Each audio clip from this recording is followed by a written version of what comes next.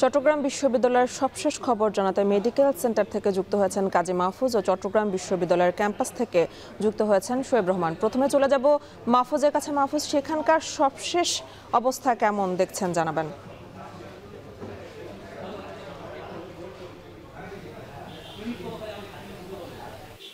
পর্যন্ত ২ দফায় চট্টগ্রাম বিশ্ববিদ্যালয়ের শিক্ষার্থীদের সাথে জোবরা গ্রামবাসীদের মধ্যে যে সংঘর্ষ হয়েছে, সেই সংঘর্ষের ঘটনায় বিশ্ববিদ্যালয়ের উপাচার্য, প্রক্টর সহ ৩ শতাধিক শিক্ষার্থী আহত হয়েছেন।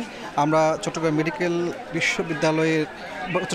বিশ্ববিদ্যালয় মেডিকেল সেন্টারের যারা দায়িত্বে আছেন, চিকিৎসক আছেন, তাদের সাথে কথা বলেছি।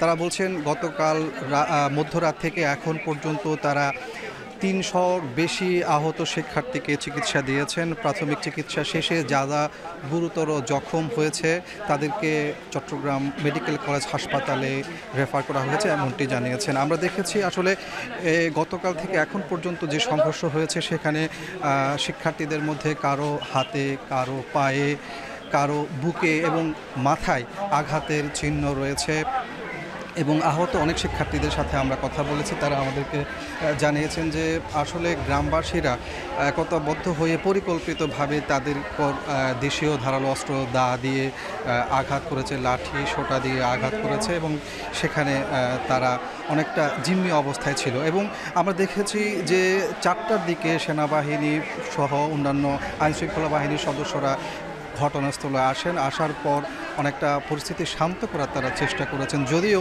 আমরা দেখেছি যে 30 মিনিট আগেও কিন্তু এই মেডিকেল সেন্টারে আহত অনেক শিক্ষার্থীকে নিয়ে আসা হয়েছে।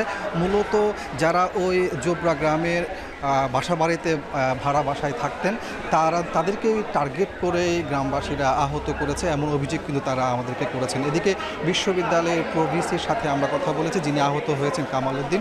তিনি জানিয়েছেন মূলত গ্রামবাসীর ভিতরে ছাত্রলীগের ক্যাডাররা ঢুকেই পরিকল্পিতভাবে এই হামলা ঘটিয়েছে এবং তারা কিন্তু আইনশৃঙ্খলা বাহিনীর সহযোগিতা পাননি, এমনটি অভিযোগও কিন্তু বিশ্ববিদ্যালয় প্রশাসন করছে। তো সব কিছু মিলিয়ে আমার কাছে এ ছিল চট্টগ্রাম বিশ্ববিদ্যালয়ের মেডিকেল সেন্টার থেকে আহত শিক্ষার্থীদের চিকিৎসার সবশেষ তথ্য।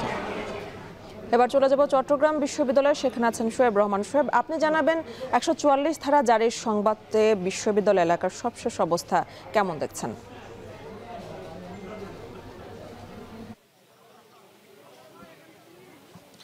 দুপুর 2টা থেকে আগামীকাল রাত 12টা পর্যন্ত জোবরা এবং তার পার্শ্ববর্তী এলাকায় 144 ধারা জারি করেছে উপজেলা প্রশাসন এবং সেই 144 ধারা জারির বিজ্ঞপ্তিতে বলা হয়েছে আগামী এই 144 ধারা জারি থাকাকালীন সময়টাতে এই এলাকাটিতে যে কোনো ধরনের সভা সমাবেশ, মিটিং, মিছিল সম্পূর্ণ নিষিদ্ধ থাকবে এবং একই সাথে 5 জনের অধিক একত্রে জড়ো হওয়া নিষিদ্ধ করা হয়েছে। কিন্তু আমরা দেখেছি যে তারপরেও কিন্তু এই সংঘর্ষ চলমান ছিল এবং বিকেল 4টা পর্যন্ত কিন্তু সংঘর্ষ থেমে চলেছে এবং সেই সংঘর্ষ চলাকালীন কিন্তু বিকেল 4টা পর্যন্ত দেখেছি যে উভয় পক্ষের থেকেই কিন্তু ইট পাটকেল নিক্ষেপ এবং লাঠিসোঁটা নিয়ে পাল্টা ধাওয়ার ঘটনা ঘটেছে এবং বিকেল 4টা নাগাদ বিশ্ববিদ্যালয় ক্যাম্পাসে যৌথ বাহিনী প্রবেশ করে এবং তাদেরকে প্রথমে শিক্ষার্থীদের তোপের মুখে পড়েন তারা। যেহেতু গতকাল রাত থেকে ঘটনাটি শুরু হয়েছে এবং গতকাল রাতের ঘটনার পর প্রায় ভোরের দিকে সেনাবাহিনীর সদস্যরা ক্যাম্পাসে আসেন এবং পরিস্থিতি নিয়ন্ত্রণে আনেন। এরপরে সকাল 9টায় তারা চলে যান।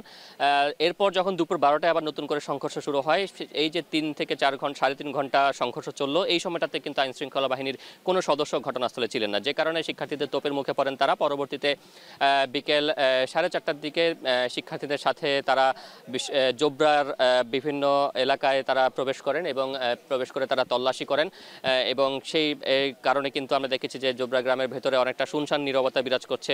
কেউ কিন্তু ঘরের বাইরে অবস্থান করছিলেন না এবং প্রতিটি অলিগলিতে কিন্তু একেবারে শুনশান নীরবতা ছিল, কোনো ব্যক্তিকে আমরা সেখানে কিন্তু দেখিনি। শিক্ষার্থীরা তাদের সাথে সেনাবাহিনীর সঙ্গে প্রায় পৌনে 1 ঘন্টার মতো বিভিন্ন জায়গায় তল্লাশি করে এবং এরপরে কিন্তু শিক্ষার্থীরা এবং সেনাবাহিনীরা সেখান থেকে চলে আসে এবং চলে আসার পরে শেষ মুহূর্তে এসে শিক্ষার্থীরা কিন্তু একজন ব্যক্তিকে আটক করে সেনাবাহিনীর হাতে সোপর্দ করেন এবং এখন পর্যন্ত ক্যাম্পাসের পরিস্থিতি থমথমে বিরাজ করছে এবং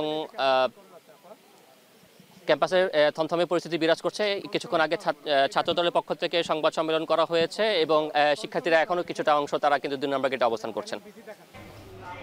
চট্টগ্রাম বিশ্ববিদ্যালয়ের পরিস্থিতি এবং সেখানে সংঘর্ষের জেরে আহতদের খবরাখবর জানাচ্ছিলেন সহকর্মীরা।